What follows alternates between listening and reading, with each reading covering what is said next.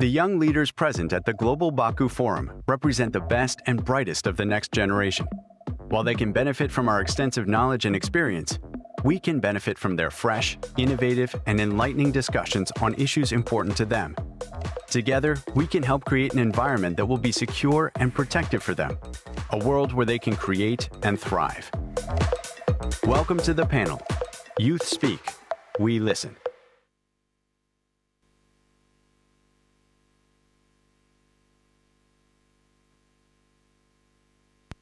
Ladies and gentlemen, I have the privilege to introduce the Baku Global Forum Young Leaders panels. During the last days, we had a lot of vivid discussions how to fix the fractured world. Right now, we have the chance to foresee the future. We don't need too much. We just need to listen to this brilliant group of young people. Young moderators, the floor is yours. Thank you so much. Thank you so much. There we go. So, over the last few days, there's been a lot of conversations. Yesterday, there were specific conversations about COP, about energy, about the green transition, and some things that were mentioned is that this is such a major challenge that we need to have engagements from the private sector, the public sector, from academia as well. We need the established leaders, but we also need to have the innovative minds of the young leaders. That is why we are so excited, and honestly, we are so grateful to NGIC for having the opportunity to share our voice. So, in this panel, we have a group of people which are all very young, but extremely experienced and knowledgeable. And we want to be able to provide a perspective that is different from what has been discussed so far and share our views. I want to start by asking my fellow panelists to please introduce themselves in one sentence so you get a better idea of their background and interests. Thank you, Asen. Hi, everyone, and I hope you have a lovely day today. My name's Adele. I come from Indonesia, and I run a nonprofit called Sahabat Alam Foundation since almost more than 15 years ago. Hi, everyone. My name is Garner. I'm from the United States. I'm passionate about making public sector more effective. I previously served as the Chief Innovation Officer for my city, San Jose, California, where I was responsible for tech policy. Hello, everyone. Thank you for having us today. My name is Elnara Maria Abdalla. I was born in the captivating city of Baku. I grew up in Austria. And through marriage, I've got my ties to the rich heritage of Africa with roots spanning Egypt and Morocco. And next to being integration ambassador of Austria, I'm a passionate member of the World Energy Council in Austria, as well as a lead commercial manager taking care of the finances of the international projects in regards to hydropower and hydrogen. Thank you. Hello, everyone. I'm Mitja from Italy, from a city just on the border with Slovenia. I'm an international relations student, and I'm particularly passionate about the environment and how we can bring together environmental challenges and our political structures. Thank you. Hello, everyone. My name is Manthan Shah.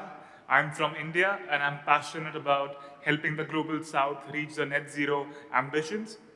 I'm the author of this book called Unstoppable, which focuses on how young people in the developing economy like India look at success and how do they go about becoming successful.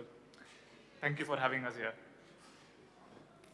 Hello, everyone. My name is Chengkai Xie from China and the United Kingdom. I'm currently a Schwarzman Academy Fellow at Chatham House, an international affairs think tank, and I was also the UK youth delegate to COP28. Perfect.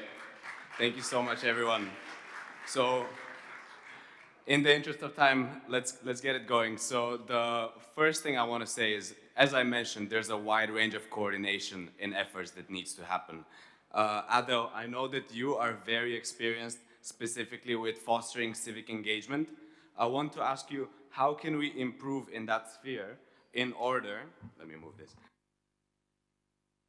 How can we improve in the civic engagement sphere in order to combat climate change? Thank you, Asen, for the question. Allow me to briefly share some context and background of where I'm speaking about in terms of civic engagement, especially in young leaders. So to give a brief portrayal of my background, roughly more than 15 years ago, my family and I had to refuge from a disastrous flood that was almost 12 feet that swept our neighborhood away. Thousands of people had to evacuate. Back then, it was a small city called Jakarta in Indonesia, if any of you have been. And instead of instilling within me a sense of fear, it instilled within me a sense of curiosity of why has my neighborhood, who at that time I probably was 12 or 14 years of age, has never experienced before, but suddenly I have become a refuge of this natural disaster. That was the point where I learned about the first two simple words of climate change, or as back then we often more recall as global warming. During that time, a group of my friends and I got inspired to not just learn further about what is happening with our environment, but to act within our society to ask ourselves, what can we actually do? So what led to a genuine, just curious thought, led to conservation efforts of a mangrove swamp area that is known native to the Jakarta city. That was roughly 16 years ago. And since then, our projects have impacted more than 175,000 young people in Indonesia, spanning projects from mangrove conservation, coral reef conservation, rainforest expedition, renewable energy development, where we create turbines for villages in Indonesia, and whatnot. And the reason I was sharing this context is to give a brief profile on how, at that point in time, an often question that was asked to us was, what is the importance of actually having exposure for young people within to get involved with environment and also efforts in combating climate change? I could vividly remember one project, for example, that we done, and I wanted to share this with the panel here, it was 12 years ago. It was a UNEP Tunza conference where we hosted more than 1,000 young people all across the world to come to Indonesia. Funnily enough, one of the panelists yesterday, Ahim Shiner, was our co-host for that event. Back then, he was the executive director for UNEP, and it was a very enjoyable reunion that we had yesterday as I met him again in this forum.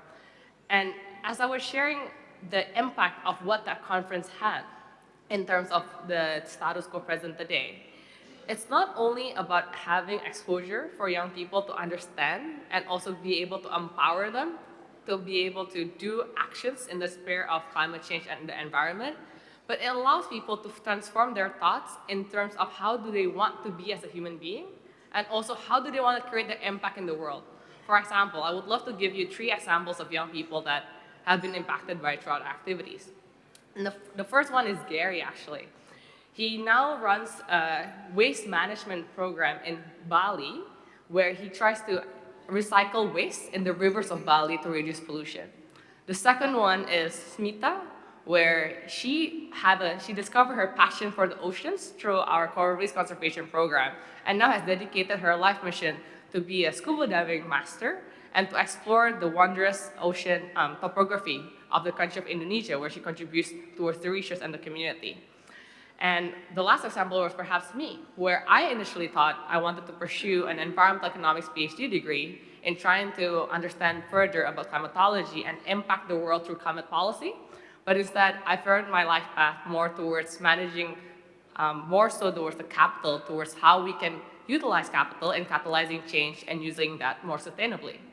And the reason I share this is primarily one simple reason. As you see, a lot of us here are very young people. Most of us are more or less than 30 years old.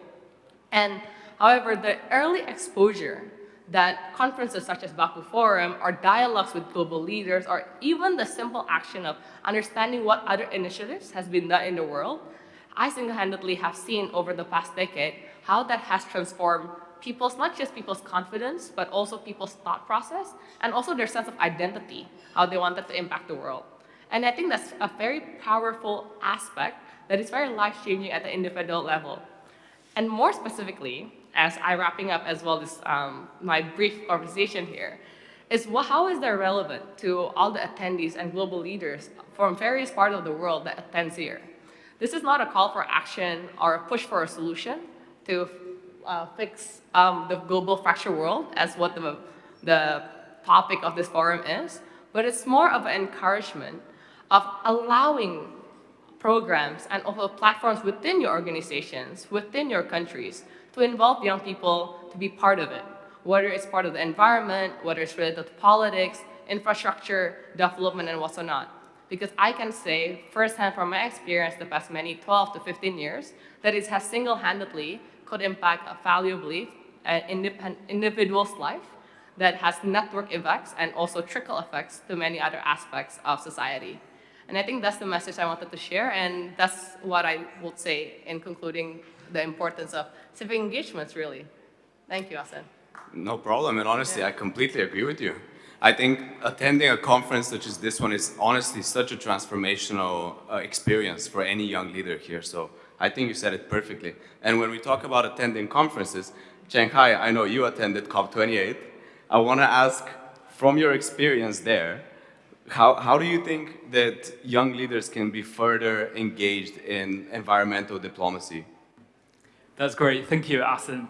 And I'm honored to take stage today, not as a policy analyst from a think tank, but simply as a young person who care a great deal about the future of our planet. And that's why I'm pleading to all of you sitting here, leaders of nations and international organizations, that we must promote the role of youth in climate policy and especially in energy transition that will so fundamentally change the way how we live our life. And I say so for 3 different reasons. First, I think the risk caused by climate change exposing to young people is real and is increasing. Already, 1 billion children around the world are exposed to high risk caused by the impact of climate change, whether that's extreme weather conditions or energy poverty. And this is especially terrifying in climate vulnerable regions of the world, countries such as Ethiopia, Pakistan, or Bangladesh, but also to developing countries that lacks the resources for climate adaptation. And on the other hand, the invisible psychological harm caused by climate change is more pernicious. The word climate anxiety comes to mind. In a recent survey, nearly half of the global youth aged between 18 and 25 said climate anxiety and distress are actually impacting their daily life. And it is for the first time suggested that young people's psychological distress at a higher level are linked to government inaction on climate change. I vividly remember when attending COP28, a young activist from the Philippines was telling me he was growing up fearing drowning in his own bedroom. Second, the unprecedented challenge to achieve net zero requires the next generation talents to develop solutions, innovative and creative solutions. Fossil fuel energy has formed the basis of our modern civilization. Coming from the UK, I'm all too familiar with the Industrial Revolution that kick-started the last energy transition, that changed the way how we could live our life today. Just looking around us today in this beautiful hall, the microphone that's transmitting my voice or the screen is projecting our image. The 4 basic physical pillars of our world, ammonia, cement, plastic, and steel, are largely made of fossil fuel. So net zero requires us to reinvent our modern civilization. It requires transforming the energy basis of our way of life in just less than 3 decades. It's an unprecedented challenge in human history. Third, as the revolution unfolds, young people need to seize the opportunity and champion a just and sustainable transition. Youth green skills are essential to a future green economy. Those skills are the technical knowledge, the capabilities to enable the effective use of green technologies and processes that are central to a resource-efficient society. And according to the International Labour Organization, the green transition will result in the creation of 8.4 million green new jobs for young people by 2030. However, if the current trend persists, over 60% of the young people may lack the exact skill for us to thrive in the green new economy. What's more, 70% of those jobs created will be taken up by men, creating a gender imbalance in the new economy. We must strive for greater equality in educating and training more young women with green skills. Now, one of the biggest barriers for youth participation in climate is young people often don't know how to get involved in different initiatives, or, as Adele suggested, lack the exposure to go to high-level conferences as these. Since we're in Baku, the hosting city of COP29, I have high hopes for the organizing committee to ensure the youth delegation from a diverse range of different countries will have the funding and accreditation to attend and join the conversation, to institutionalize the successful youth global stocktake that was so successful in COP28. And to end my remark, I want to bring all of you back to my home country, China. The word crisis in climate crisis is composed of two characters, 危机 in Chinese. Now the first means danger, and the second means opportunity. And we must stand and empower young people so that we can dispel dangers and embrace all the opportunities. Only then we can have hope. I absolutely love the positive ending of this. If we're talking empowering young people, I know one person on this panel is perfect for this, and that is Manthan, because Manthan has actually written a book about young people in India. So Manthan, if you're able to share your experience and your advice on how to empower young people in India to help fight climate change. It's a wonderful opportunity to be here. Thank you so much. My name is Manthan, and today I want to talk to you about changing the vision and changing the language about our climate transition. But to start, let me tell you my story. So I come from a small town in India, and my father started out as a welder. He would use iron and steel to make rolling shutters that would be put outside the shops and the homes in our town. And from a very young age, I felt an existential sort of a instinct to do more, to excel in sports and academics, to sort of break free from the geographical and socioeconomic backgrounds that we come from. And to do that, by the time I was 17, I played sports and became national champion. Since I couldn't pursue the same thing, I was looking for books that would inspire me. But since I couldn't find a book, I decided to write my own. And during this whole process, I realized that to achieve sort of very ambitious goals, you don't need a perfect plan. You need some sort of plan and a very existential, strong, imposing deadline, self-imposed deadline to achieve it. And that helps you overcome circumstances to achieve big things.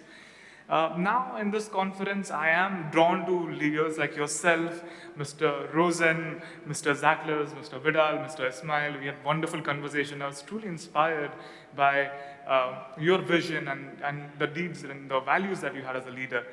But among the other discussions at NGIC, I heard more of conversations about a need for strong multilateralism or toothless pledges or declarations. And to me, they appear to be slightly wishful at this point where we are, removed from the realities of the world that we are in. Today, as we are speaking, we are halfway point between 1997, which was 27 years ago, when delegates from 200 countries met in Kyoto to agree commitments to limit the emissions of greenhouse gases. And in 2050, which is again 27 years from now, we aim to achieve the decarbonization goals. And this is a momentous divide for us and for COP29 host Azerbaijan, Baku, to judge the progress and the lack of it. We are not going to reach the ambitions whatsoever at the current rate. Just to give you an idea, we are halfway through, and all we have achieved to do is reduce a small relative percent of fossil fuels share in the world's primary energy consumption, from which was 86% in 1997 to 82% in 2022. After a quarter of a century, which is more than my lifetime, more than our lifetime's work towards our targeted emission, there is no absolute global decarbonization in process. In fact, we have increased our reliance on fossil fuels. So, as Chengkai also mentioned, the four cornerstones of life, like cement, steel, aluminum, plastics, chemicals, ammonia, we need to have conversations of having moonshot, like big, massive ideas that will reduce our carbon emissions drastically. The scale is just progressing every year, and conversations and societies and conferences like this should be a platform to boost these moonshot solutions towards this. In fact, we truly need to be unstoppable. We need to have self-imposed strong deadlines. We don't want to wait for a strong, completely charted out plan, but just start doing things and just have an ecosystem that supports massive projects. And this brings me to the second point of simplifying the language of climate transition. So I was organizing one of the biggest, if not the biggest, green zone pavilions at COP28. And I was paid literally to write a narrative for the nation's net zero journey. And it was titled From Ambition to Action. On my first day, on my desk, there was like a 200-page document landed on my desk. And when I read it, I was like, firstly, this was all the initiatives that they have taken, but I could never see what is the actual action and ambition taken. I had to really comb through the pages to find what is exactly you've done, what you've achieved so far, but it wasn't found. And on the first paragraph, the whole paragraph was a necklace of acronyms. CBDR, NDCs, Scope 1 and 2 and 3, SBTI, NZE, SDS, APS, STEPS. I was like, okay, I mean, I'm passionate about climate, but I had no idea what these were. So I would take out my phone and I would like humbly Google this before they found out that I didn't know what they meant. And I thought it was just me. But I went back home to India, and now I'm supporting my father, who still welds steel, aluminum, heavy metals to build something in our town. And I also work in the financial sector, talking to big business houses. When I speak to them about what is your net zero ambition, what is your journey towards going there, they said like 90% of them don't know what net zero transitions are, what green steel is. And just before coming here, I was having a conversation with my father, who sits in the same shop where he sat 25 years ago, talking to, hey dad, so we use this steel, why don't we use green steel to do this? He said, Manthan, I'm convinced, but convince the customer if they'll pay 30% extra to have a green steel used. And when I tried to have that, and you have to do that not in English, but in Hindi and Marathi. And like Chengkai said, we don't have a different word for that, the climate change in Hindi or Marathi or any vernacular languages. So the communication right now seems to be very top level amongst the global leaders, which you all are present here. But for it to cascade down, we really need to sit down and understand how it impacts the society, 90% of society, and what actions they can take and change their behaviors to achieving that. So in conclusion, the central idea for global conferences like this should be to take ambitious goals and put them with self-imposed deadlines. And secondly, to embrace Nizami Ganjavi, the author, the poet, the philosopher, and his writings with the simplicity and the lucidity with which he wrote. To give a narrative about climate change and the global south, united, going together towards a future which we will achieve. Thank you. Yeah. Thank you, Manthan. I love the point about simplifying language. There is no reason to put artificial barriers to fighting climate change. We should not pick that up. And the other thing, so I want to move the conversation now a little bit more about technology. We cannot discuss fighting climate change without mentioning technology. So if some of our commitments from COP28 are tripling renewable energy, doubling energy efficiency, we need innovation. And nowadays, innovation is synonymous with AI. I want to ask Clay. So Clay, you've done a lot of research into AI. You've done a lot of work with building smarter cities. How do you see using generative AI technology for improving energy efficiency? Thanks, SN. You know, I think there's so much talk on generative AI these days, and you know, a lot of it focuses on what does it mean for society? How should we think about regulation? How should we think about what it means as humans? But I have the privilege of being a local guy, so I like to think about things at the ground level and how can we actually use this technology in its current form today to advance our climate goals. And I think, based on what I've seen, that it can get our green infrastructure deployments closer to realization and help us address the climate change reality in a really significant way. I think that large language models, which are a type of generative AI foundation model capability, can radically accelerate the green infrastructure transition, because the challenge is not just environmental, it's not necessarily financial, but oftentimes it's administrative. There is so much red tape. It takes such a long time for when you have even the money to do a project like maybe a new solar farm or a wind turbine or a bus rapid transit system to actually build this system. And I think that we can reduce the long process of planning and permitting for these really critical projects by automating the grant writing process, by automating project management execution with unprecedented speed and accuracy for some of these models like a GPT-4. These AI models, they can scrutinize geodata, environmental impact assessments, local regulations, traffic patterns even, and it can bring that all together to help bureaucrats, help planners optimize where to actually place these infrastructure in an efficient way.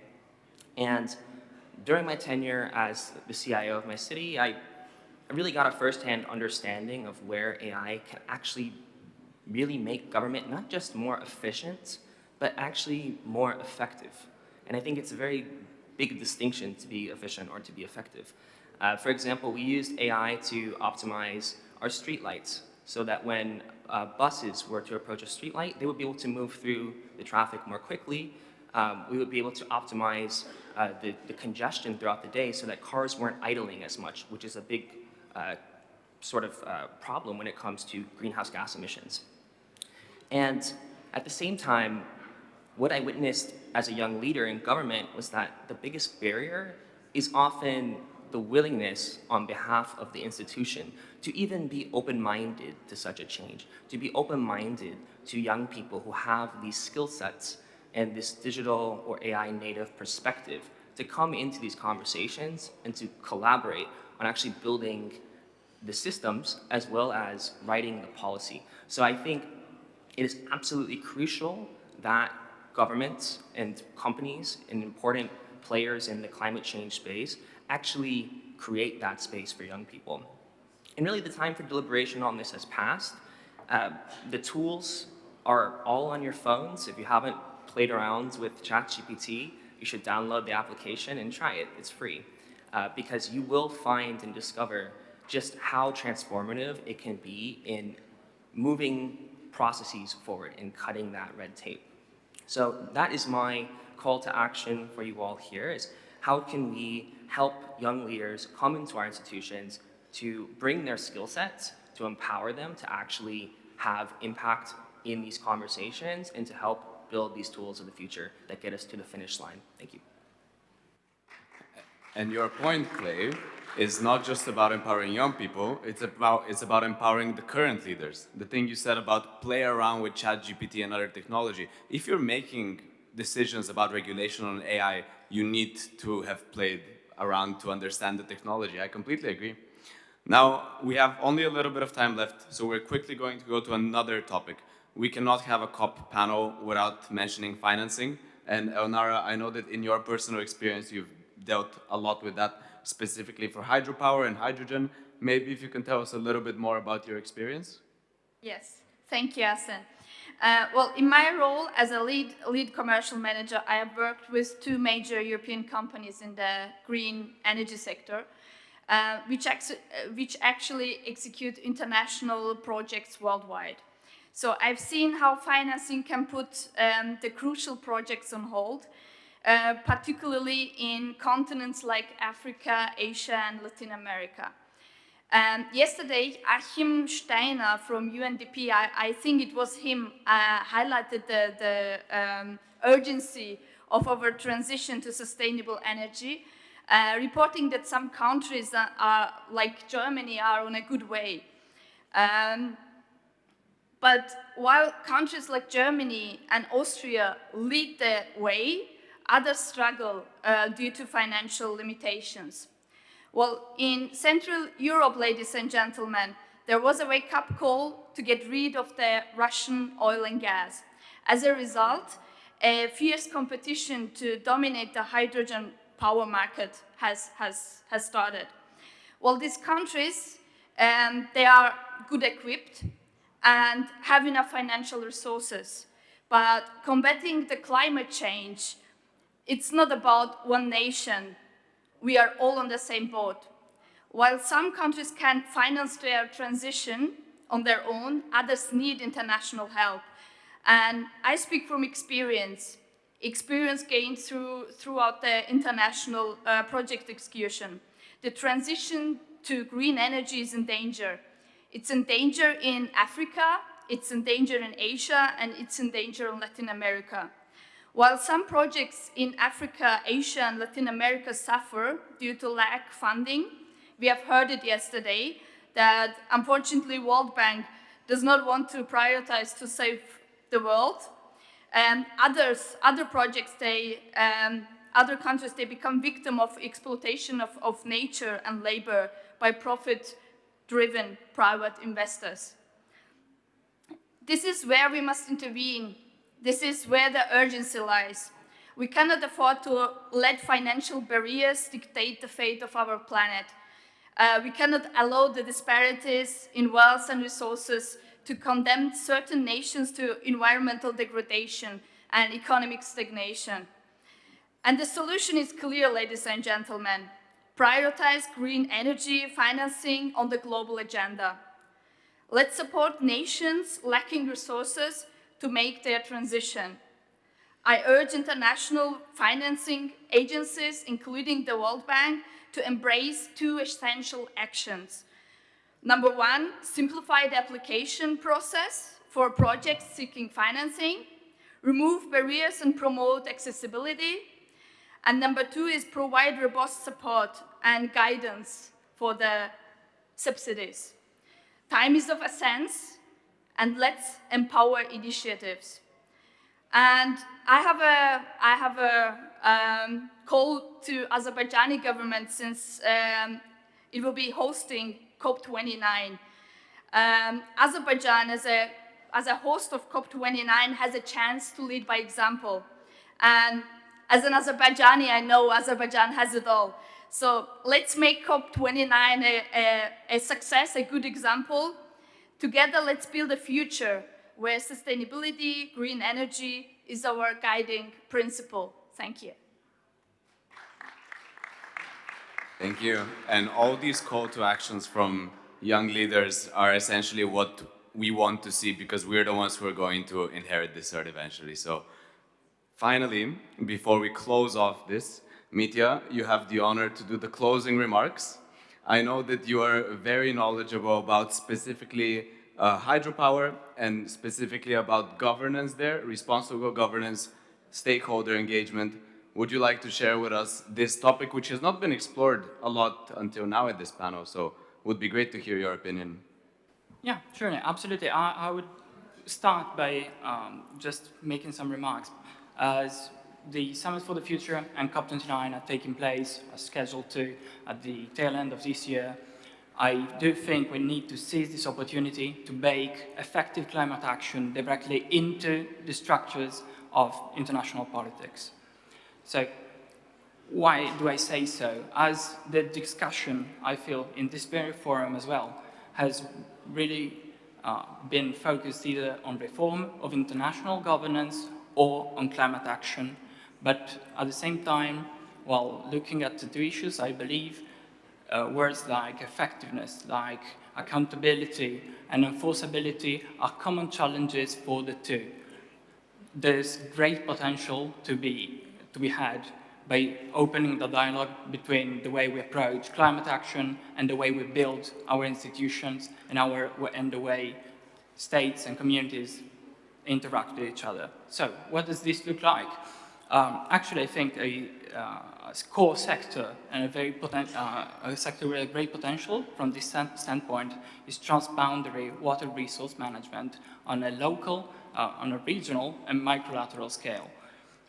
The model I'm thinking about is that of smart waters, which merge water, energy, and communication grids in one unified management structure, which allows for great communication between all stakeholders involved, be the local governments, cities, riparian communities, environmental advocacy groups, or farmers' cooperatives.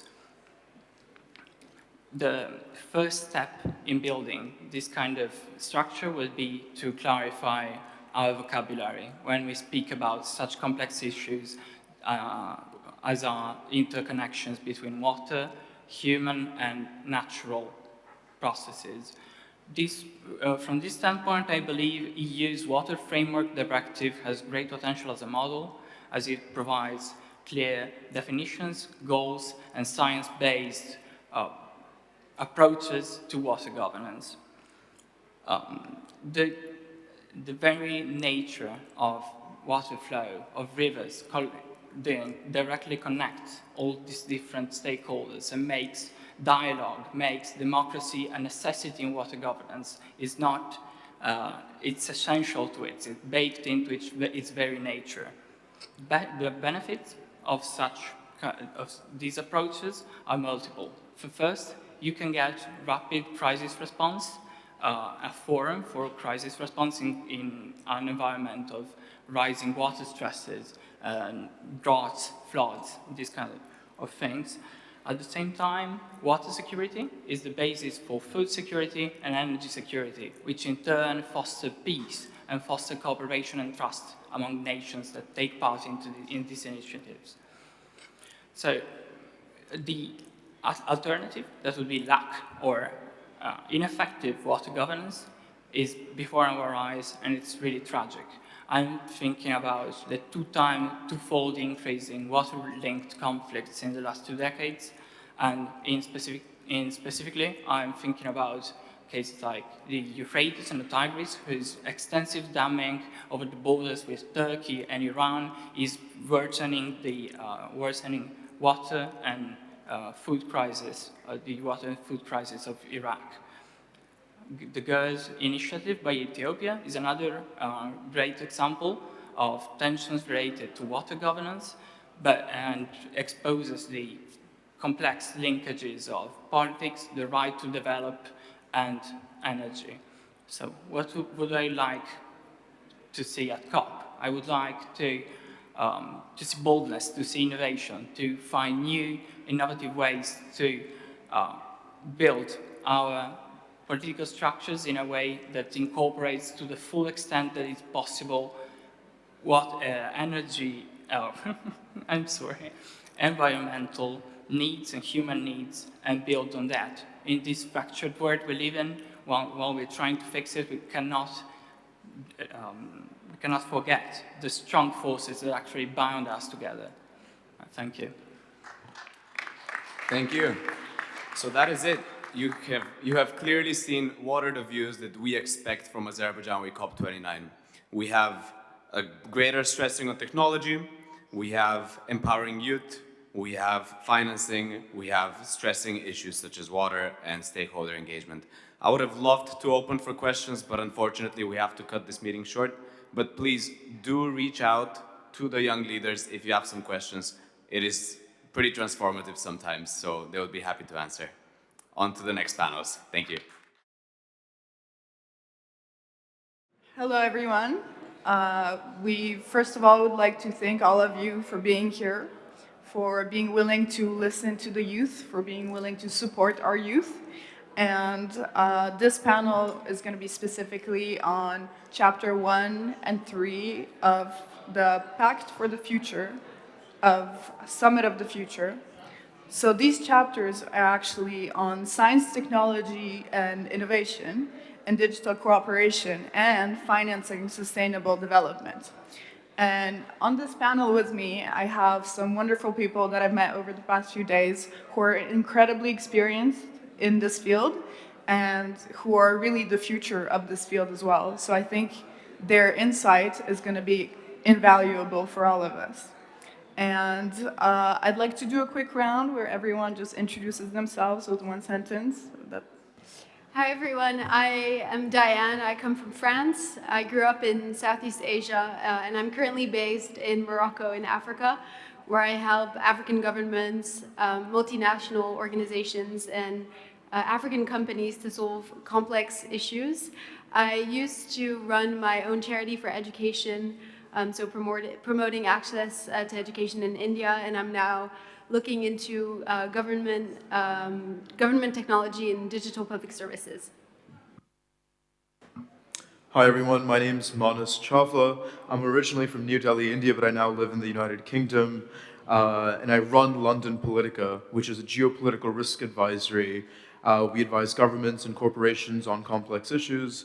And I also research the geopolitics and the global governance of artificial intelligence, which is what I'll talk about today. Hi everyone, my name is Moksh. I'm originally from India but grew up in the United States. I'm very, very interested in education. I have a background as an educator myself and run a curriculum online for students to learn computer science around the world. And teaching is one of my favorite things to do, and as a self-trained computer scientist as well, I'm particularly interested in how AI and other technologies we have today is going to impact education. Hello everyone. I'm Klau Chmielowska, and while I work in healthcare and education, I currently lead a non-profit in Nigeria called Latvia, Nigeria, that provides contraception to women and girls living in extreme poverty in northern Nigeria. Thank you so much. Hello everyone, my name is Caleb Anobil. I'm from Ghana, and I'm a serial entrepreneur in disruptive technology and renewable energy. Thank you.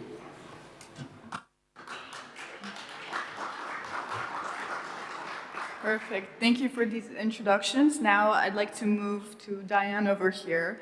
With your impressive background on this topic, I was wondering if you could talk to us about the growing relation between government and technology and technological innovation.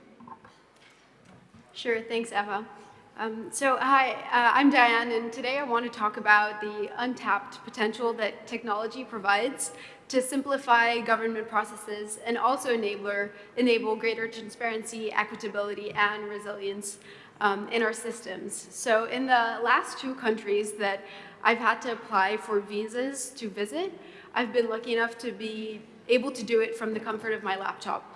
So for Kenya, I just logged onto the e-Citizen portal, which is the country's online platform that provides residents and visitors with convenient access to various government services. For Azerbaijan, I obtained my electronic visa through an application process that is fully completable online, allowing me to travel across the country for up to 30 days without having needed to go to the embassy in person. So e-visas is just one example of digital public services that are making our lives easier, but there are many other examples such as electronic tax filing systems, digital IDs, or electronic vaccination certificates. So I challenge governments to embrace the opportunity of making public services more affordable and available. They represent an opportunity to connect the unconnected, making services more accessible to those in remote areas who would have otherwise not benefited. However, no opportunity comes without risk, as have shown some of these digital platforms.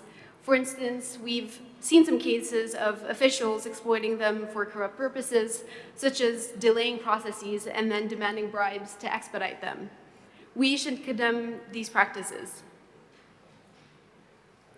Then I was wondering if you could comment a little more on the status of recent developments in the sphere of like digitalization? Yeah. So what I found the most striking about these developments is that the most important ones are not coming from resource-rich countries, but from smaller governments that are able to be more agile and nimble. So for instance, Moldova won the ITU's Digital Service Design Prize earlier this year with its front office digitization platform. As Mr. Dosol mentioned in his speech earlier, efforts like these ones are magnified with multi-stakeholder partnerships. For instance, when the private and public sectors come together to collaborate on data sharing and transparency. I urge governments to facilitate these partnerships by acting as coordinators, leveraging digital public goods and the private sector support. This could be by partnering with large telecommunication companies to improve accuracy on mobility flows and patterns that are not observable from geospatial analysis. It's also becoming an exciting time for GovTech across the globe, and especially in Africa where I'm based. We're seeing incredible leadership in global telecommunication standard setting, with Rwanda hosting the World Telecommunication Development Conference, or with the Digital ID FEDA in Ethiopia.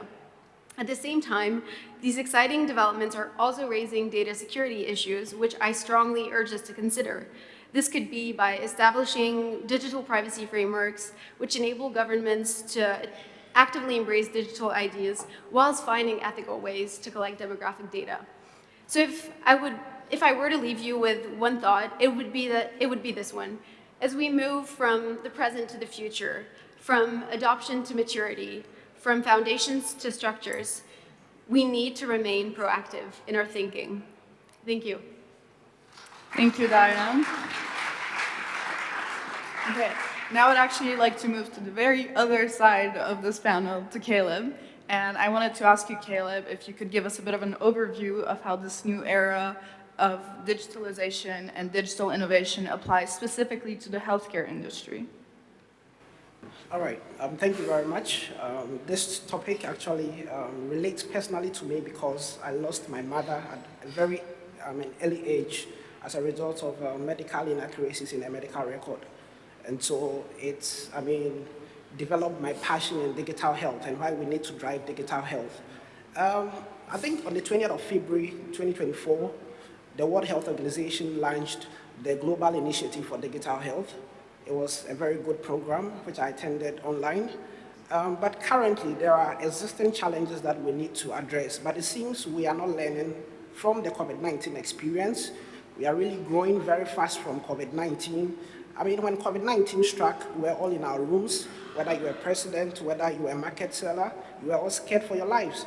And the way to access health at that time was through digital means. But because we have not built strong digital systems, we're all praying for mercies of COVID-19 and vaccination and all that. But I think that we need to learn to build strong digital health systems. Currently, when you look, some people here may think that this is actually, I'm talking about people from low, middle-income countries, but if you look at a study by Shah and Klau 2023, if you look at the European Union alone, lack of interoperability accounts for about 1.1 billion euros in terms of cost every year. And so digital health is something that we must take critically in terms of its interoperability. Currently, if you look on the market, there are several market vendors who are selling a lot of digital health technologies, whether in electronic health record, telemedicine technologies, or personal health record. And I think that we need structures in place that would actually standardize these technologies so that it will ensure that if I'm coming from Ghana to Azerbaijan, I can easily have my medical records available and I can have the quality of services rendered to me. And so what I would propose to actually help us in achieving the interoperability of digital health systems is to, one, establish what we call the Digital Health Assembly under the Global Initiative for Digital Health under the World Health Organization. And with this assembly, I would propose that it's made up of digital health diplomats who are actually youth. This comes or stems out from an experience where I was on a board serving for fintech, and there were a lot of old men there. We talk about the encryption, we talk about hash functions, and they'll come to me, Caleb, what is the definition of hash function? If you don't understand, why are you on the board? Because you lack the ability to drive that vision. And so in order to really accelerate and be prepared for the next pandemic, we would need youth who would act as digital health advocates or diplomats who do not care about a chicken crossing from one border to another, which has caused over 50-year century of conflict between countries, but youth who are willing to actually accelerate and drive digital health to ensure that we have global inclusion when it comes to health. The second thing is also about creating a fund in terms of digital health that is going to actually help in driving these initiatives. And I believe that it's very critical that countries under the World Health Organization come together, create a fund that actually drive digital health initiatives as preparatory towards the next pandemic. And I mean, lessons from endemics, epidemics, and pandemics like the Ebola even gives us clear example of how we manage Ebola, how having access to accurate data, I mean, data of integrity was very crucial and critical at that time, and how it actually affected the management of the Ebola epidemic. And so I believe that creating that fund is very critical. And one key thing for the digital health diplomats that I'm advocating for, that they should also do, is to, one, that all digital health diplomats that are going to be on this health initiative must strive to move health beyond politics. I mean, when COVID-19 happened, if the only place for vaccination was in Russia, I don't think US would say that we are sitting back. They would have initiated diplomatic steps to go and make sure that they get vaccinations. So it should tell you that when it comes to health, it is health first. We should put politics aside and try and make sure that we get the right people who are going to lead this digital inclusion. And the second key thing that these diplomats must do is about the standardization to ensure that this digital product does not have totally different features from this digital product. When it becomes that, it becomes very difficult for interoperability and for us to be able to link the systems together. And our ability to also create standardized tables and databases that are going to actually monitor the impact or the performance of our health. And so, for instance, if I'm measuring in terms of bed usage in Ghana, I shouldn't be coming to another place and then it has different terminologies, different way of actually analyzing all these data. It should be able to have this standardized so that as a globe, when there is the next pandemic, our global bodies like the World Health Organization can actually help us in managing it better than we did with the COVID-19. Thank you very much. Thank you. And I wanted to ask you in like 1 or 2 minutes, what is the main challenge faced by this industry today, and what can be done to overcome it? Yeah. So I want to thank you again. I think earlier in my submission, I stated about standardization. There are so many digital health vendors on the market now. I mean, even in my country, Ghana, you can talk about the light wave health information management system. You can talk about the hospital administration management system. There are a lot of management systems and health digital systems that are going on.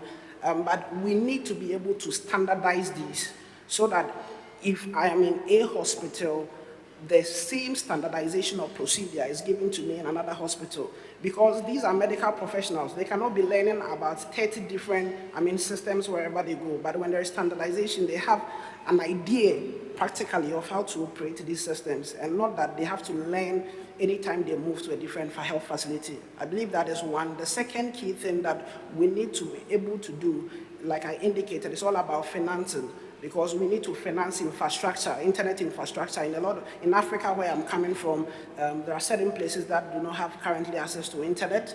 You cannot implement digital health if you don't have access to these internet services. We need this diploma to be able to engage regulators like the national communication authorities of the various countries so that they can see how best we can put in place policies that are going to address these challenges. I think those are the key main points. Thank you so much.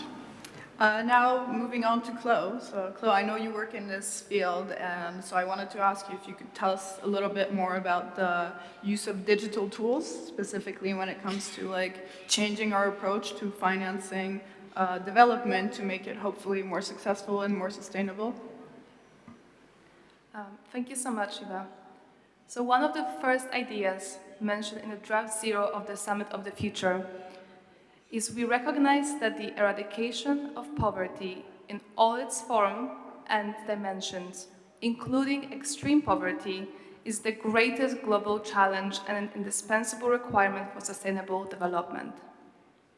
The greatest global challenge is the eradication of poverty. Monumental task, the hardest challenge we are facing. And the only way of solving it is by moving from intentions to impact, precisely measured with our new and improved digital tools, as Caleb mentioned in his speech. Impact is the key priority for one simple reason. We have limited resources, time, energy, and money, and we need to use them in the most effective way. We used to go and build wells, go and build schools. Now we should ask ourselves, where is the best place to go and build wells? Or how we can best deliver the education in the schools that we have already built? For me, that's not just an abstract idea. This is what I do. This is what I do day to day. I work very hard on advancing the rights of women and girls everywhere in the world. And one of the best ways to do it is by empowering them to have access to reproductive health and agency over both of their bodies and their lives. But it's not enough to just go to a few schools, to go and talk to a few young women about reproductive health. No. The real challenge is to understand where the issues of contraceptive access is truly a matter of death or life. I'm able to do that by using the same digital tools, as Caleb mentioned, and data to reach those who are left behind the system. So far, my extraordinary team at Latvia have reached over 20,000 women with access to reproductive health, and this number is going to continue growing as we scale. I firmly believe that we shouldn't just try to do something good. If we are actually serious about this monumental challenge of eradicating poverty in the world, we really have to stretch our resources and do and finance only the most impactful projects. As a young person, I am worried about the future. I want to make it better for future generations. But the only way we can make it better is by shifting from talking about our intentions and becoming honest, brutally honest with ourselves about our sustainable impact. This is our only chance to have a future without poverty. Thank you.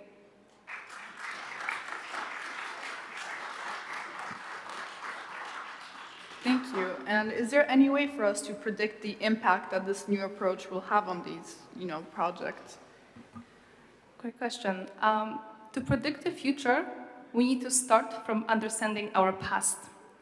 We need to have, yet again, an honest look on our previous projects and initiatives and learn. Learn not only from our successes, but also, especially from our failures. This is a good starting point, gives us a rough idea about the impact we're making. But that's not enough. It's not enough to just write it down, set it in motion, and wait. A year, two, whatever it takes whenever the project ends. No, we need to continuously learn and improve and experiment to achieve better impact. At my work, I review our outcomes daily, weekly, and monthly to see what we can do better, to adapt to such a fast-changing world, to make sure that we stay focused on our mission, and we're relentlessly pursuing that. That's the benefit of the digital era we are all living in. We have new information coming all the time. So let's just make sure we can take the full use of them and really make something impactful. Thank you.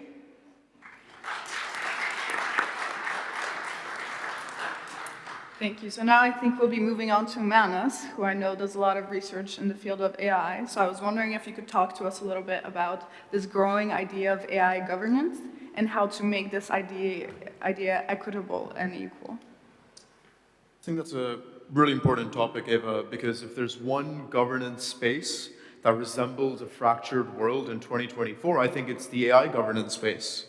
And the basic fundamental problem with the way that we think about or currently approach AI governance is that we apply entirely outdated frameworks or historical analogies to come up with solutions to what is effectively a very novel problem.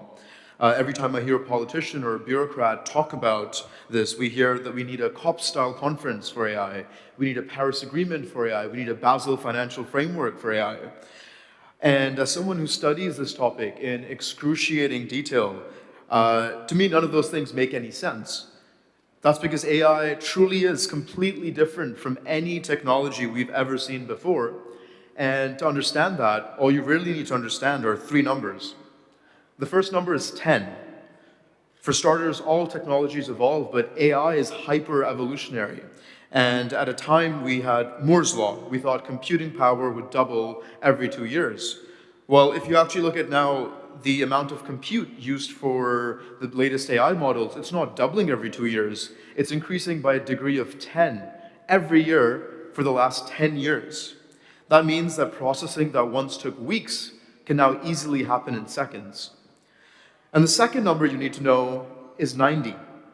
All our AI models need massive amounts of extremely complicated physical infrastructure and hardware to make them work. And the biggest bottleneck we have here is how extremely consolidated our supply chains are, particularly around semiconductors and computer chips. 90% of the world's most advanced semiconductors are made by one single company. And guess where that company is located? It's in Taiwan, a region that will easily be one of the most geopolitically volatile regions, at least for the next decade to come. And the third number that you really need to know is 26. That's the amount of tech embassies in Silicon Valley. These aren't just honorary ambassadors or consulates that happen to be in San Francisco. These are fully fledged formal diplomatic missions set up mostly by European countries to represent their interests to the big 5 American tech companies. And that reflects just how extremely powerful these tech corporations are. There is no effective governance model on AI possible unless the handful of companies that make this technology are given just as much a say as the biggest governments that regulate it. And so, to conclude, I really want to remember the words of Professor Muhammad Yunus. Let's listen to him, because the one thing that he's repeated all week is that we can't just merely fix our fractured international systems, but we need to build entirely new ones. And any new governance structure that we build for AI needs to take into account the sheer scale of exponential growth, the extremely concentrated chip supply chain and the geopolitical ramifications of that, but also the massive influence of big technology corporations. Thank you, Manas. And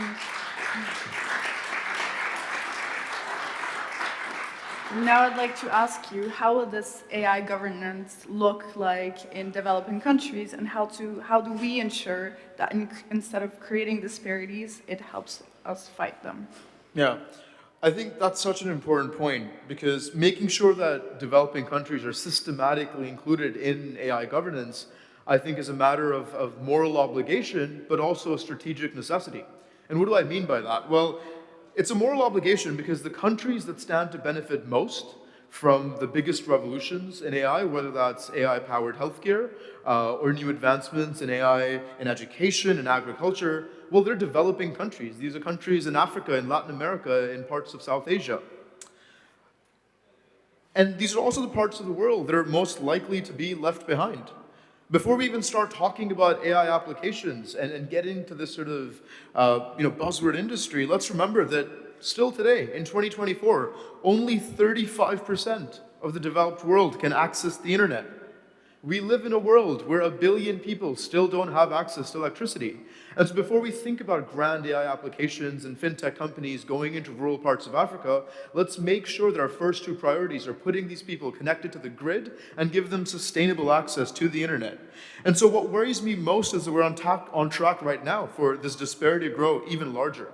And to put it quite bluntly, that is a moral catastrophe. But secondly, it's not just moral to care about the global south. I think it's a strategic necessity, even if you thought about it in entirely and only pragmatic terms. AI does not care about national borders. It's fundamentally and uniquely dual use. What that means is that the same AI that can help you diagnose diseases can help you create new bioweapons. The same AI that can help you power driverless cars in the streets of London can help you operate lethal autonomous drones in the war in Ukraine.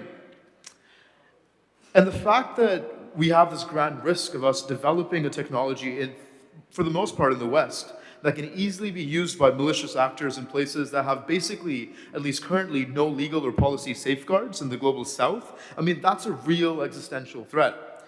So I think focusing on the developing world, that's why it's both a moral obligation, but also very much a strategic necessity.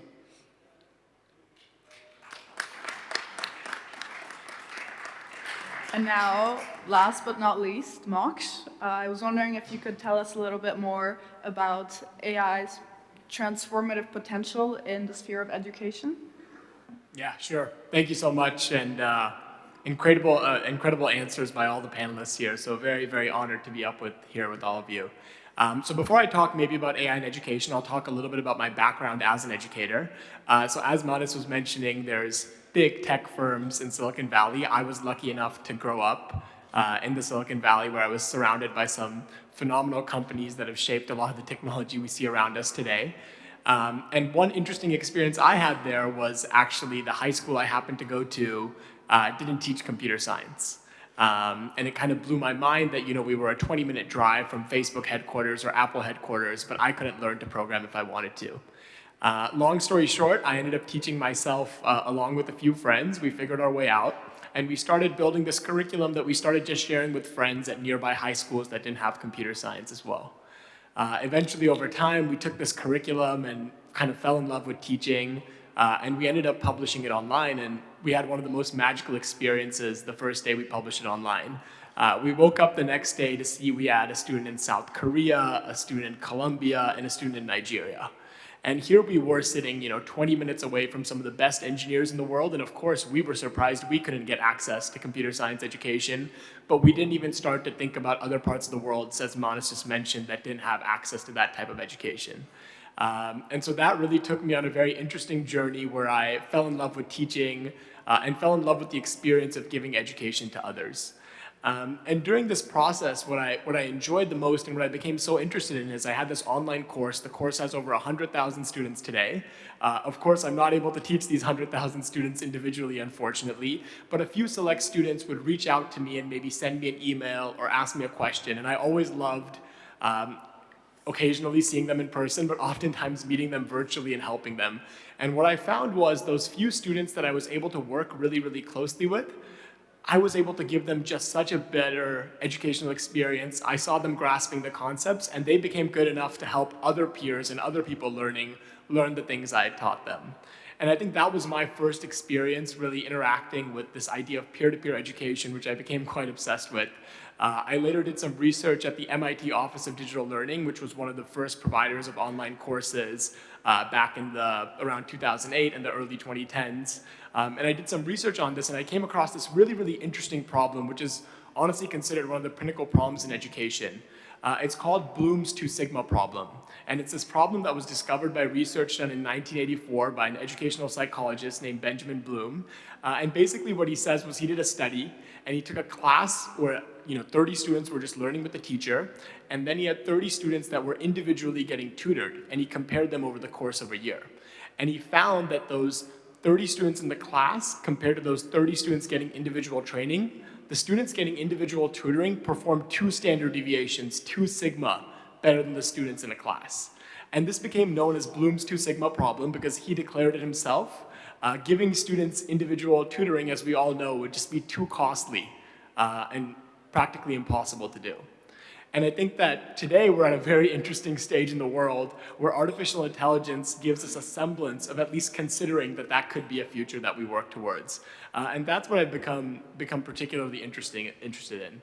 And I think an interesting reaction we've seen, especially from ChatGPT, and perhaps for good reason from a lot of governments, when you open the Wall Street Journal, the New York Times, the Financial Times, you often see headlines saying, this school district or this county moves to ban AI in the classroom. And I think these are understandable responses sometimes as these school districts in different regions are figuring out what AI means for the educational setting. But I think that there's a tremendous amount of opportunity, even if you look at some of our most popular means of online learning today. For example, Khan Academy has a little assistant called Khanmigo that you're able to use when you go through it, or Duolingo, a popular language learning app, has Duolingo Max. A lot of online services are now able to give you a one-on-one tutor that actually guides you through the process. But I think what's still pretty interesting there, and there's a few interesting problems that remain, is just one, the cost of personalization. So even this example I gave for Khan Academy, which is an incredible free resource to use, in order to use their personal tutor, it costs $20 per month. Of course, $20 per month is a far cry from what Bloom was probably expecting education to cost on an individual level in 1984, but $20 per month is still a significant amount of money that isn't going to make it accessible. And so I think that that's an interesting problem that as we see our models evolve, become more advanced, and become more scalable, especially from a cost perspective, we can see getting better.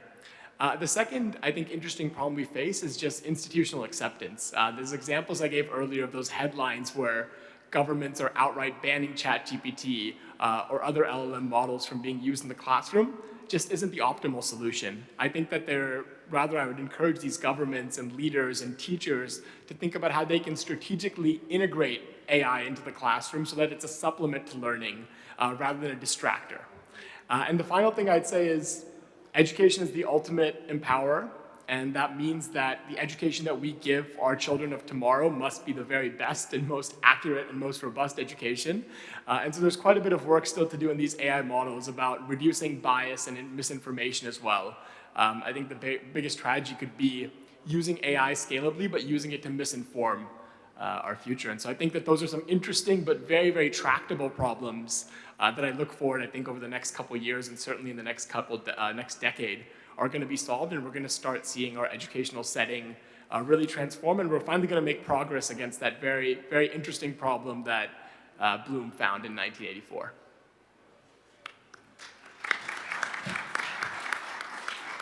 Okay, and lastly, very, very briefly, could you tell us about the role of individual states when it comes to digital cooperation, but also the proliferation of this AI education?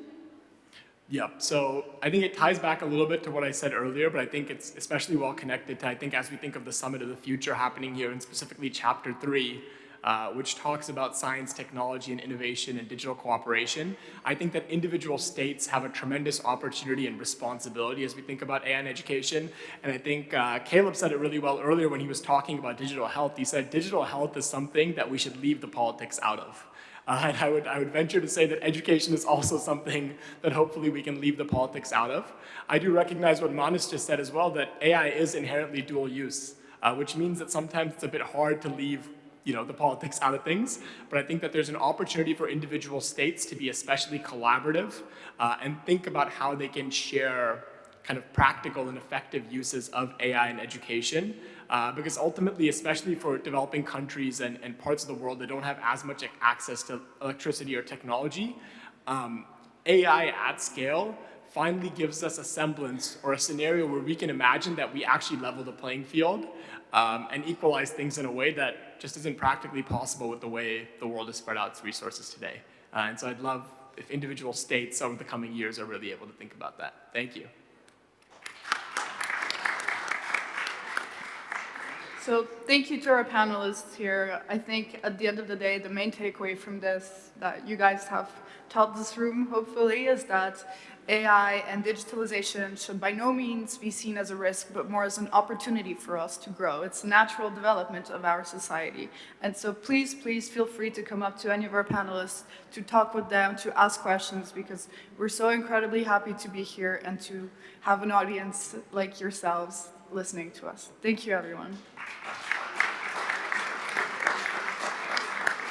And lastly, we are going to have one more panel coming up shortly, so please stay seated.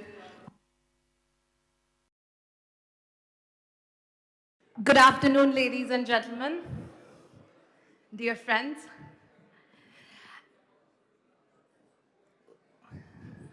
If I could take the liberty, I think this is too close. If I could take the liberty of asking all of you to please stand up for a minute.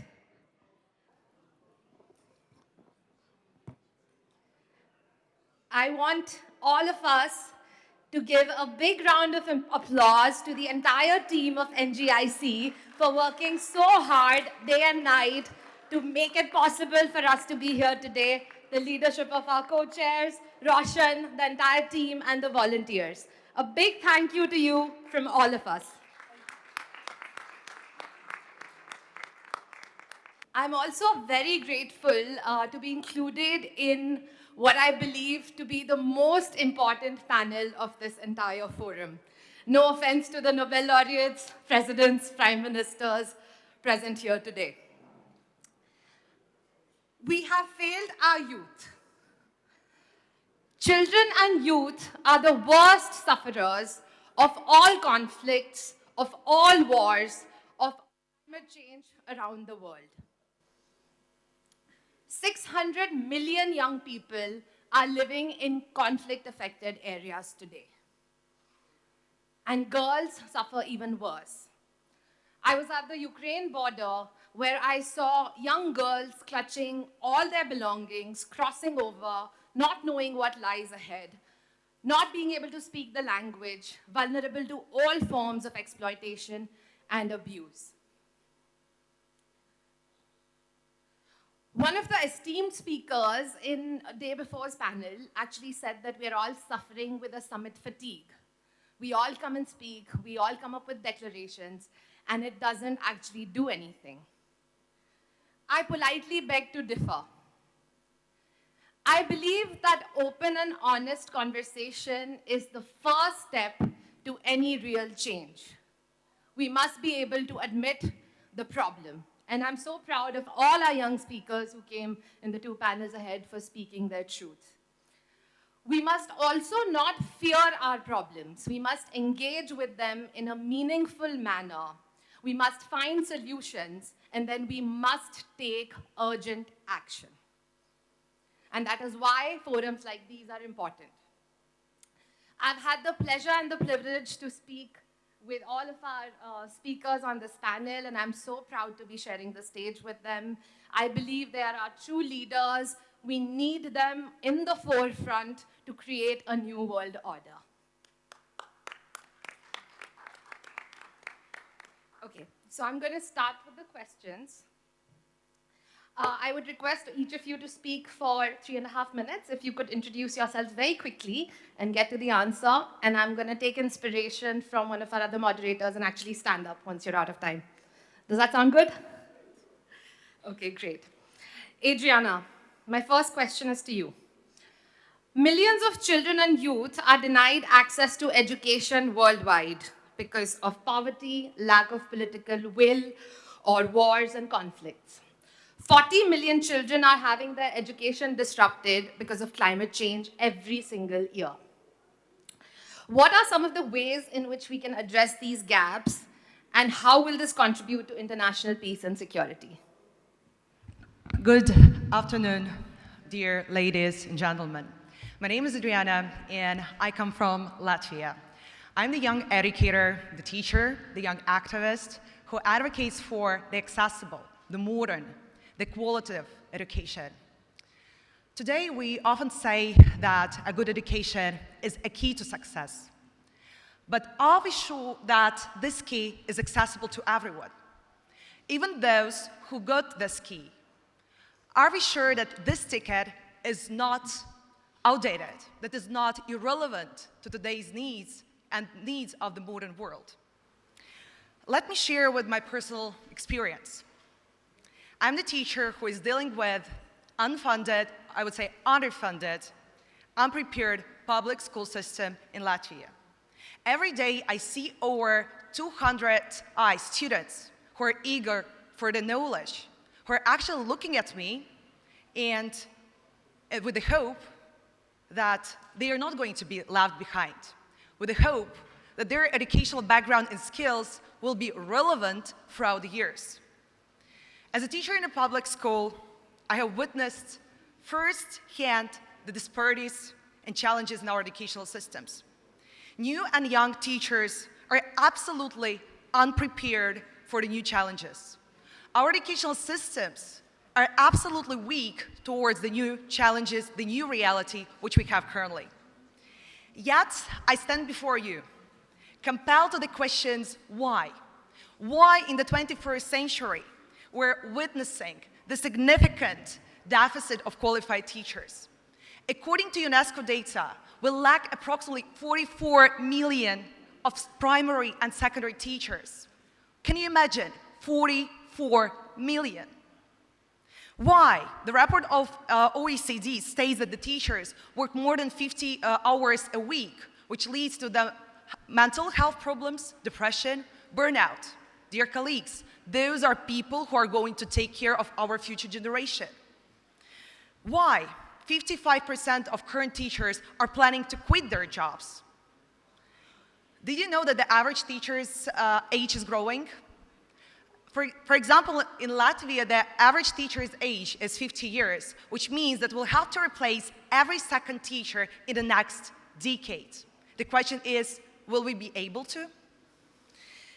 Isn't it paradoxical that throughout the forum we talked a lot about the technological advancements, climate change, which is important, the AI, cyber wars, but we are not able to provide the basic skills of literacy and numeracy in the schools? Imagine your eyes closed, and you have to cross the road which is full of traffic, the road which is full of cars and where the situation changes all the time. So these are our educators, these are our students. They are crossing the road with the closed eyes with the hope that the car is not going to crash into them.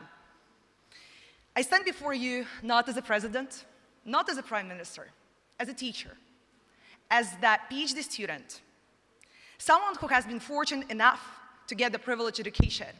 Yes, I exactly use the word privilege. Dear colleagues, we have forgotten. Education is not the luxury. Education has to be and is the basic human right. Without educated and critical minds, all the thoughts which were presented throughout the speech, throughout the forum, the fascinating ideas, thank you so much, colleagues, the fascinating ideas I have heard, but they can be hardly implemented into the real life without the young generation. The lack of resources, outdated teaching methods, and digital divide are not just the abstract problems. These are problems which me as a teacher, I'm facing every day. By educating one, we can change the life. By educating many, we can change the world. So I ask all of you today, dear educators, policymakers, leaders, if not now, tell me when. If not us, tell me who. Thank you.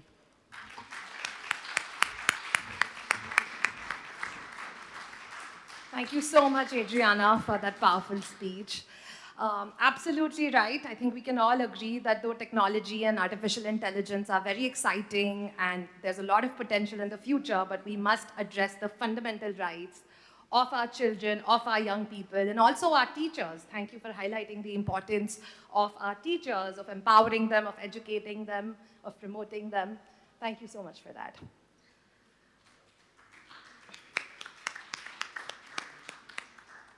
My next question is to Vivian. And this is a question that's actually very close to my heart. Vivian, the world has failed Africa. Sub-Saharan Africa accounted for more than 80% of all internal displacement triggered by conflict and violence in the world. We heard from the UNHCR representative earlier that most of the world's refugees are indeed African. The top 10 countries most vulnerable to climate injustice are also African. As a representative of African youth here, what actions would you like to see the world take for the young people of Africa? And some of the leading innovators in the world are Africans. Absolutely. Thank you, Asmira, for that wonderful question and also the introduction. Your Excellencies, distinguished guests, fellow youth leaders, good afternoon. Good afternoon. Good afternoon. This is a youth panel. This is a youthful afternoon, so we need to feel the energy in the room today. My name is Vivian Onano. I'm the founder and director at Leading Light Initiative. I'm a Kenyan, I'm a Pan-Africanist, and I'm a global citizen. I am truly, truly honored to be here today at the Global Baku Forum. This is my first time in Azerbaijan, and I hope I'll be back. And please allow me to start by conveying my sincere gratitude to the team and the board at the Nizami Ganjavi International Center for including us in this meaningful discussion that really touches on issues that are affecting our world today and also will really determine the future of our world tomorrow. The theme for this year's forum on fixing the fractured world is really in line with the United Nations Future Summit and also in line with African Union Agenda 2063, which is on the Africa we want. This is basically our Africa's development blueprint. And one of the aspirations is on youth, women, and children. I'd like to start by also commending the United Nations for establishing the UN Youth Office and for the first time ever appointing a Youth Assistant Secretary General. We also have on the continent African Union Chairperson's Youth Envoy. These are all great strides towards starting to open these multilateral spaces for youth engagement, but they're not the solution. So while I commend them, I still believe that there's a lot of work to be done. Africa today is the most youthful continent in the history of civilization. As of last year, 40% of the total population was aged 15 years and below, compared to the global percentage of 25%. And generally, our population, 60 to 65%, is below the age of 30 years. So Africa is the future, no doubt about that. But if we are supposed to create a prosperous future, we have to start by investing in the lives of young people today. Well, actually, yesterday. Our world today is so interconnected, and whatever affects Africa is definitely going to affect Azerbaijan and will affect the whole world at large. So we can't sideline the voices of young people from the continent. We can't sideline the issues that young people on the continent are grappling with. African youth, they are filled with a lot of hopes, aspirations, ideas, great innovators, but we need to harness this potential. And for us to be able to fully harness the potential of the young people, that will not only transform Africa, but actually transform the whole world at large. And we've seen through different innovations that are happening out there. Investment in education is critical. It's really a no-brainer. But when you look at our budgets today, education is always still the least budgeted for in the priority areas. We need to see more investment in quality, reliable, and safe education that's not only going to create skilled workers, but all-rounded global citizens that are able to thrive in the complex world that we live in today with multiple crises. We need to talk about empathy, compassion, tolerance, because we live in such a diverse world, and we can no longer be us versus them. But all this is embedded in education, and that's why we need to rethink the education that the young people are receiving today. And when I talk about reliable and quality, I'm talking about addressing the multiple crises that we are facing in the world today. Because young people are educated, but they're not able to get the jobs today because there is a mismatch in the education and what the labor market requires today. So there needs to be a revolution in that education, and as Adriana had also mentioned, equipping our teachers to be able to fully empower our children. And then next on safe education. Schools continue to be major targets during conflicts and wars. We've seen school buses being torched, young girls being kidnapped from schools, and this is not only an Africa issue, but this is an issue that we see across the globe. So going to school should not be a matter of life and death. It should be a basic human right for every child, and we should ensure that the children are protected. And for us to talk about political participation of young people, defending human rights and defending democracies, it's important to prioritize investment in education and 21st century education. Asmita, I know I'm running out of time, but just last one. Next one is on addressing the issue of employment. Youth unemployment is a huge, huge crisis.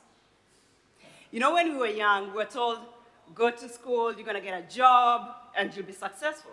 But that's not the reality we see today. You go to school and then you're out languishing in poverty. So we really need to address youth unemployment as a matter of urgency, because addressing youth unemployment is important for security and stability of our countries.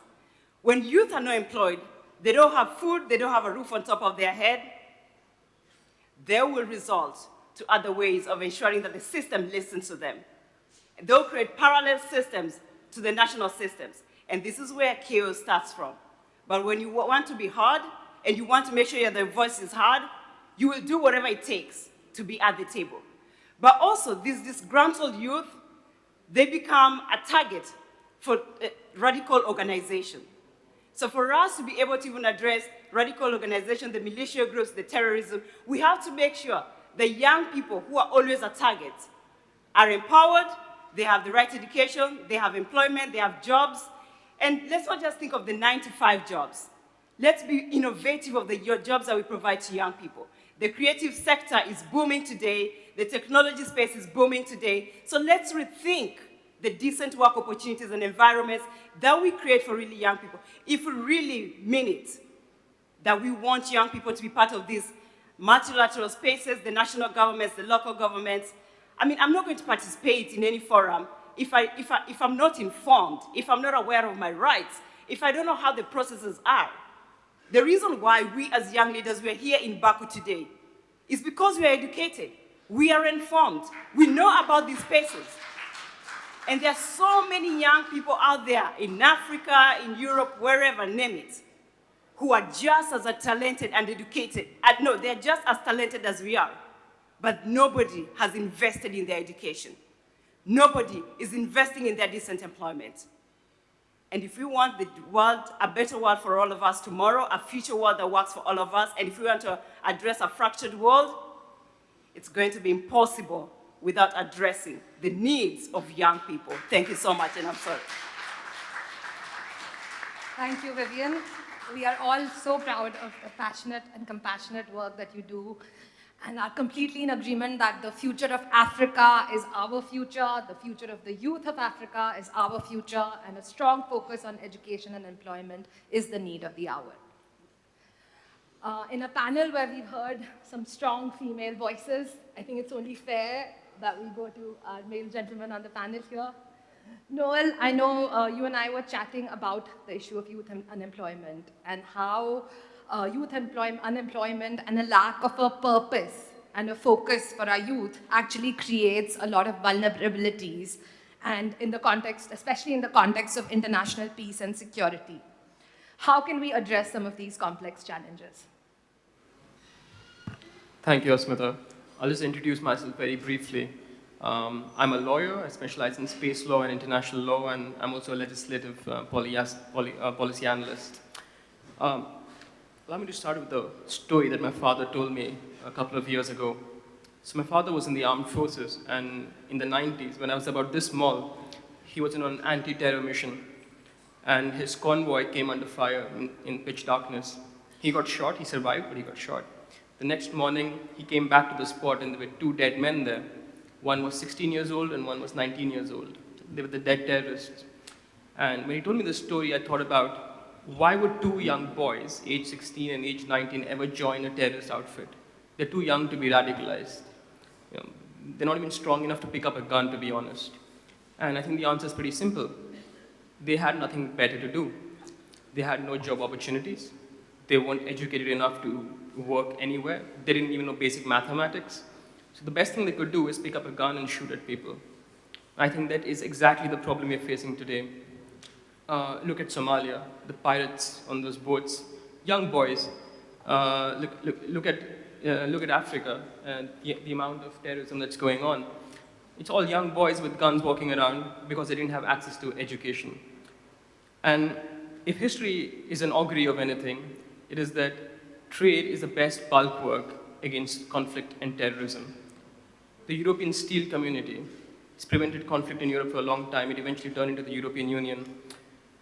And I think that when people cross borders, when goods cross borders, we can actually have conflict resolution, we can have peace. My favorite economist, Frederick Bastiat, he once said, if goods don't cross borders, soldiers will. The very same soldiers who cross borders during war will cross borders as merchants, as traders, as professionals, like me. If I had no unemployment, I too would be resorting to such activities. And I think we really need to consider the issue of how trade and education impacts conflict. I have research here that actually shows that if we have open and free trade, we can actually reduce conflict by 70%. It's as simple as that. We honestly don't need a big forum like this to come to simple conclusions. It's very simple. And I think when you leaders go back to your countries, home countries, I would like you to raise this issue with your governments. We need to talk about cross-border movement of people. Please raise it at the Doha round of negotiations with the WTO. It's as simple as that. The best way to have peace and trust and good faith is to have people move across borders, to meet each other, to see each other face to face. It's difficult to have hate and animosity towards the person that you just shook hands with, that you just said hello to and you gave a hug to. And I would like to raise another question, another issue that is quite close to my heart. I think our thinking here has been quite two-dimensional. We are only looking at what's possible here. Let us look at what's possible up there. I think outer space has immense potential, immense. There's more potential in outer space than any of you here can even think of. There's more potential than even Elon Musk couldn't think of it. As a lawyer, I've seen telelegal services actually reduce the cost of legal services by thousands of dollars in a country where the per capita GDP is only $2,000. So you can imagine the impact it has.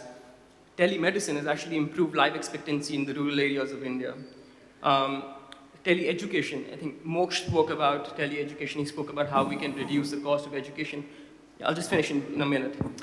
He spoke about how we can reduce the cost of education. But look at tele-education services. It's extremely cheap. All you need is a laptop that costs you a couple of $100 and a subscription to Zoom, and that's it. It has immense potential. And I think all I really want to say finally is that the solutions are there. It's not that we don't know them. It's all about summoning political will at the end of the day. Thank you. Thank you so much, Noel. Thank you for that very interesting perspective on how youth employment is not, meaningful youth employment is not just a fundamental right, but also a matter of international peace and security. Yes. And also I agree with you about the importance of coming together across borders. I think all of us as Indians can share how once we are actually out of India, the people that we feel the closest to are Pakistanis. We speak the same language, we eat the same food, and the boundaries and the hatred and everything else just disappears. Actually, surprisingly, I made a really good Pakistani friend in Azerbaijan. So, yeah. We'll continue this conversation later, but absolutely agree with you. So we are speaking about conflict and war, and now I'm going to move over to Anastasija. My question to you is, I know you feel very passionately about the impact of war and conflict on young people. So we'd love to hear what your thoughts are, and also what urgent action can the world take today to address these challenges? Yes, thank you. Good afternoon, everyone. My name is Anastasija. I come from Latvia.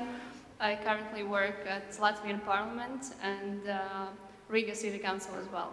So what I have heard on the panel on the first day, that the young people will have to face the consequences of our action or inaction in the future. But we're all young people here, and I think all of us will agree that we're facing these consequences today. So, as I said, I'm from Latvia. So, the 24th of February of 2022, when the full-scale Russian invasion of Ukraine started, felt very vividly for me and for a lot of Latvians too. So, it was an early morning. I was going by bus to my first exam to get my driver's license. And I was scrolling news, Twitter, Facebook, Instagram, so on. A lot of information was coming to my phone every minute. So that was the moment I experienced my first panic attack. And I felt like the world was crashing. I felt fear, lots of fear, and didn't understand how can I help or what can I do. So then I thought, surprisingly, that came to me was the line from the book of Eric Maria Remarque, All Quiet on Western Front, about the lost generation. So, not just physically, but mentally as well. So, I think we would be the generation that faced worse, especially those on the front lines. But at the same time, we're a generation which is living in digitally advanced world, in era of infodemia and disinformation, and this was the world I got lost in that buzz. So information was and will be a weapon of war. I think the genocide in Rwanda and the role of the free radio and television of Thousand Hills is a great example of this. So now we do know that we have an easier access to information, but the main question is how we can sort it and get the qualitative one. So lots of research shows that increase of fake news, misinformation, disinformation have a bad impact on youth, especially on their behaviors, attitudes, decision-making. And based on European Commission's data for year 2022, 1 of 3 13-year-old students lack basic digital skills. And based on the data of OECD, only a half of 15-year-olds in the EU reported being taught how to detect whether the information is biased or subjective. So the scale of the problem is pretty dramatic. Thank you so much. I think you've raised an extremely important point that disinformation and fake news are causing so much damage to the very fabric of our world, and we must take a stand to demand truth, to demand real facts and news that we are all, we all deserve and we must have access to. So thank you so much for that. Thank you. My last question is a very important one because I know we are talking about the summit of the future. So in fact, Antonia, I'm going to ask you the last question and then we will also lead on to the next segment, which is just a one-line answer to what is your call of action to the summit of the future. So Antonia, for you, I will ask, what institutional reforms and absolutely urgent policy changes do you recommend for the youth of the world in the context of international peace and security? Thank you very much. Well, first of all, I must say that summits are great. The idea of the summit of the future is great and noble. Conferences are very much needed, debates and consultations with stakeholders. But what I think we lack certainly at the moment when we talk about the international security landscape is the fact that we do not have deliberations that follow up these debate processes. And in the context of the discussion on how the UN 2.0 will look like, that will happen in the UN context this fall, I think, and I really want to make a strong case today with 3 strong points for how we can translate from debates to deliberations, from good intentions to actions. And I think that strong institutions are definitely needed in this process. To give a few lines about my experience and also my biases, I am a proud Romanian that served as advisor of the chairman of Defense Committee in the Romanian Parliament and currently a student in international security in Paris. The first thing that I want to point out is regarding the activity of the Human Rights Council. Russia has lost a mandate in this Human Rights Council in October 2023. A little too little, a little too late, if you ask me. The moment that we have all seen the horrors, the genocide that happened in Bucha, something needed to happen to make sure that Russia does not have anymore a word to say in the Human Rights Council, because it's simply a shame to this institution as a whole. I think that when we talk about how the next UN should look like, we should have clear membership rules, clear leadership standards to make sure that the Human Rights Council is not just a photo opportunity and actually is a functional body. Also, I think that the procedures and, of course, the investments should be in according to the ambitious normative targets that we are reaching. Second, I want to talk about the UN institutions. There are so many of them. Unfortunately, we only hear about them usually, like not us, the bubble that is sitting here, but the ordinary citizen that is in the grassroots level. We only hear them when something bad happens, when someone decides to cut someone else's financing, or when a scandal erupts. I think that this should end. I think that we should have UN institutions that are clear, transparent, and run like a company is, with performance targets, with entrepreneurial spirits, and why not, led by our generation. And thirdly, I want to give a call to action, as you said, to make sure that this UN Summit of the Future is not just a one-time thing. Because given the complex interdependencies, the complex international security landscape, UN should permanently reinvent itself, not just this year, not just in New York, and not with just the same people all over again. So my solution to this lack of consultation, lack of inclusiveness of the process should be to establish a permanent network of marketplace of ideas of UN that should happen in schools, as our colleague said that education is important, in universities, and make sure that the UN leaders really put these actions into plan. And last but not least, what I want from the UN declaration at the end of the Summit of the Future, I want, as I said, deliberations, not just debates. I want a roadmap, not a shopping list. Thank you.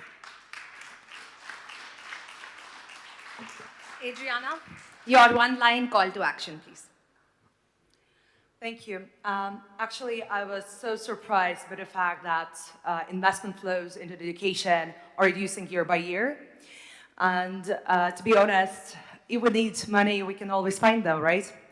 That's not only the issue of money and financing the education sector, it's also the issue of how to use this money effectively to make sure that our curriculum is modernized, that our pedagogical teaching methods are not outdated, and to be sure that the learning resources are able for everyone. Anastasija? Yes, my call for action would be pretty simple in 3 points. So, first of all, young people do need guidelines on how to manage stress, trauma, and anxiety on their own. Young people do need free and quick access to psychological help if they need this, because, as I know, it is not that accessible in some countries. And the third one, prioritize media literacy for young people. Thank you. Thank you. Noel and then Vivian.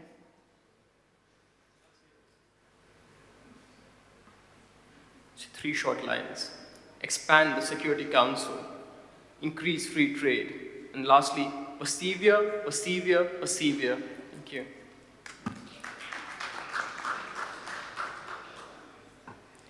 Thank you again, Smira. So I think my call to action will be, we need to be intentional to bridge the intergenerational gap. So we can have young people in a corner, and then the senior leaders, we need to open up the spaces, political, social, and economic, to ensure that there's a meaningful and empowering way the young people can be part and parcel of designing the future that we want that starts now. And this is the only way we can ensure that no one is left behind. Thank you. Thank you so much to all our panelists. I think it gives us all a ray of hope on the last panel, on the last day of the summit, as we look at our young leaders who are not just leaders of the future, but leaders of the present. And I know that together we will build a new world order, a culture of compassion and action, truth and accountability. Thank you very much. And round of applause to our moderator, please. She's done an outstanding job.